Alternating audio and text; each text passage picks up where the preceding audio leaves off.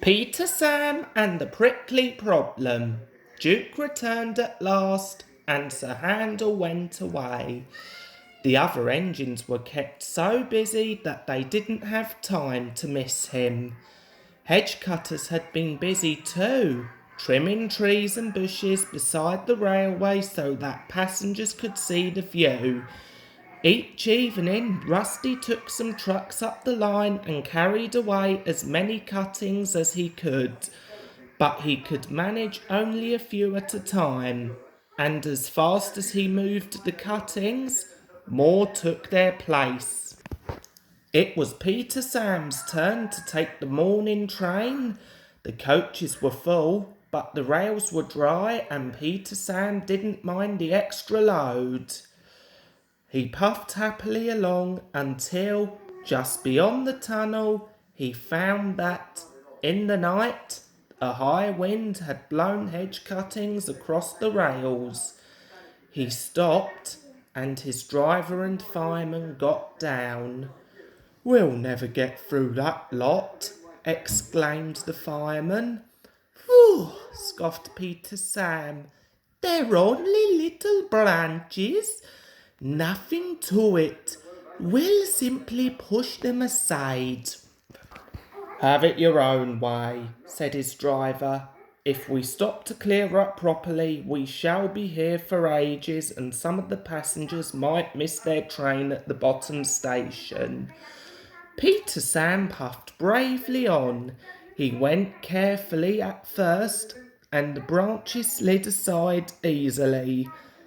Then, at first, and the branches slid aside easily. Then came a stretch where the cuttings were brambles. Peter Sam began to regret his boasting. Not only were the thorns prickly, but they caught in each other, and the branches stayed firmly put. "Ouch!" exclaimed Peter Sam suddenly, and stopped. "I can't move," he complained.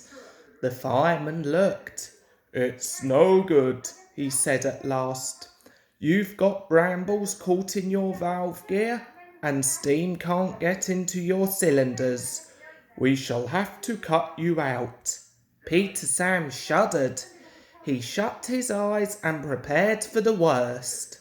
The fireman pulled on thick gloves. Then, while he tried to clear what he could, the driver went to ask the guard if he had a knife. Some of the passengers had knives too and came to help, but even then the job took longer than expected, and by the time Peter Sam was free, there was no hope of getting the passengers round the lake and back before James's train left. Peter Sam's driver apologised to the passengers, but they said they didn't mind. "We enjoyed the adventure," they laughed. The driver telephoned Mr. Percival. On the way home they passed Rusty, pulling a long train of trucks. Rusty worked hard, and by afternoon the line was clear for trains to run normally. Peter Sam's front felt uncomfortable for several days. The others laughed and teased him. "Take a snowplow next time," they suggested, and they kept asking if he had a sharp knife in his cab. At last, Skarloey told them to stop.